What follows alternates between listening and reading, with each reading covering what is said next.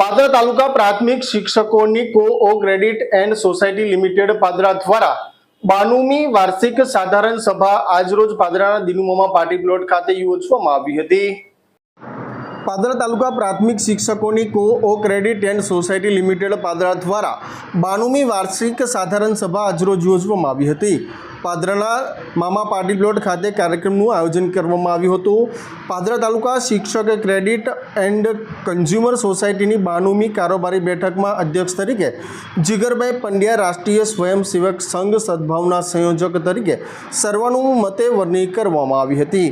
મંચસ્થ તમામ મહાનુભાવોના હસ્તે દીપ પ્રાગટ્ય કરી કાર્યક્રમને ખુલ્લો મૂકવામાં આવ્યો હતો અને ત્યારબાદ તમામ મંચસ્થ મહેમાનોનું સ્વાગત પણ કરવામાં આવ્યું હતું।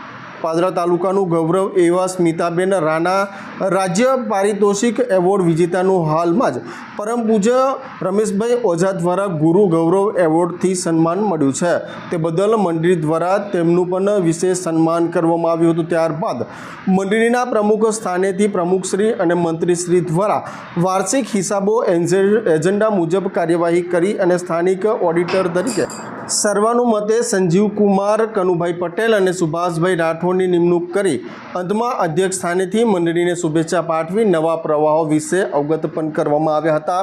ખાસ કરીને વાત કરવામાં આવે તો વાર્ષિક અહેવાલો પણ રજૂ કરવામાં આવ્યા હતા।